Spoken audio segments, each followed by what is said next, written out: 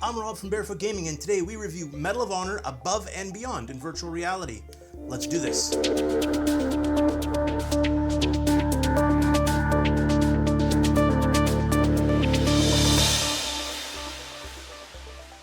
If by some chance you are unfamiliar with the Medal of Honor series, Medal of Honor takes place, in this case, in World War II. So you are an American soldier fighting against the Germans, and you go from location to location to location. Now, there are multiple modes in this, single player, multiplayer, and there's a survival mode that you can also play. In survival, you start off with only a handgun, and then you just try to survive as long as possible. So as you kill the enemies, you pick up their guns, you can look for other ammo, you find grenades, etc., etc. Let's talk about single player first. There are 6 missions, and in every mission there are 9 maps or 9 combat sessions that you go through.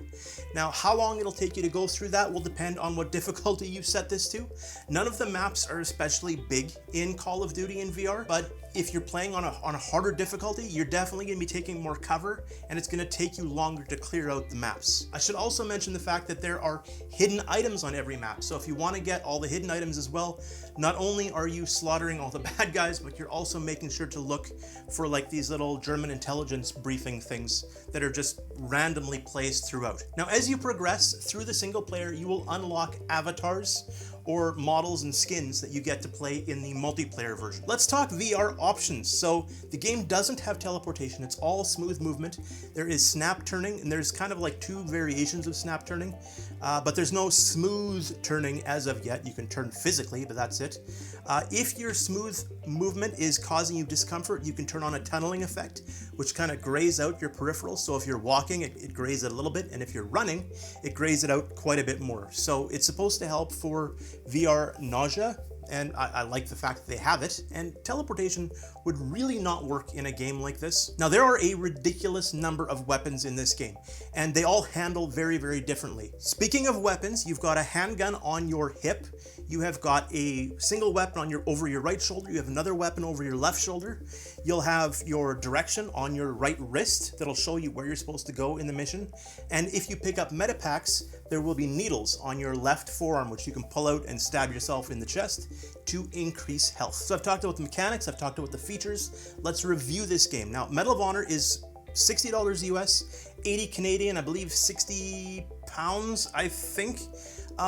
It's definitely up there in the VR game range, but it is also a recognized IP, okay? So there is something that comes with this. There is a level of polish in this that you don't find in your typical VR game.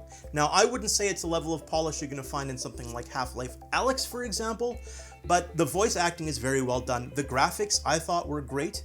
I saw online a lot of people were having performance issues, especially with the 2080s and the 3080s. I'm running a 1080 Ti.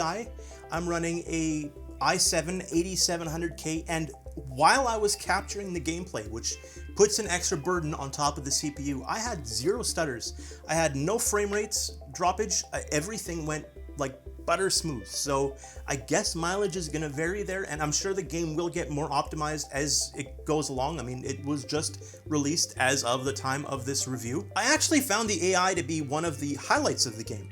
There were a number of times that I was hunkered down in an area because something was firing at me a lot, and I actually saw the enemy take cover. I saw them like pushing towards me, taking cover, taking turns, and I'm like, it feels, for a single player VR game, that's something that you don't see a lot of. It's out there, but there is not a lot of it. I really struggled with one aspect of the game that drove me absolutely bananas. The amount of space you have to have for this game is insane. I have never seen that in any VR game. Now, yes, the graphics look great, the maps are small, but I don't know where all that's going. Like, maybe they're not compressing voice, because there's a lot of voice in the game, and the voice is very well done, but oh my goodness, the cutscenes. There is too much loading in this game. You are constantly loading, and then you go through the load and it says victory, and then it has to do another load because that was just the cutscene, and then it does the second load, and then you play the game and it's like, oh, this is great, but it feels short because you're done the map, and then you load till you get to the next cutscene, and it's loading and loading and loading and loading.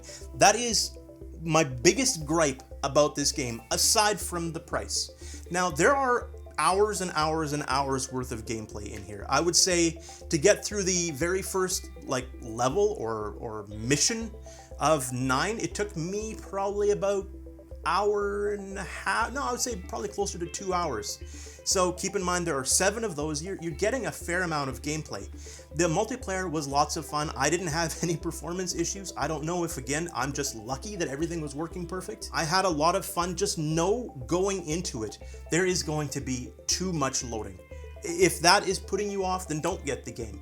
If the price is putting you off, don't get the game. Wait till it goes on sale. But the game itself is fun. Every aspect of it. The multiplayer was fun, although it wasn't very populated, but the AI was kicking my butt. Like, sometimes they'd be dumb and they'd just be staying in one spot, but the next time they would hunt me like nobody's business. So it was like playing with real people that way. Sometimes you find people that are really skilled, sometimes you find people that have no idea what they're doing. And it was fun across the board. I do recommend Medal of Honor. I just wish the price was lower, which you can fix by picking it up on sale if you don't want to grab it right now. And I wish they would fix the loading. Even like the size, whatever, I can deal with that. But the loading, the constant loading, it was very annoying, but every time I got into the game, I was having a lot of fun.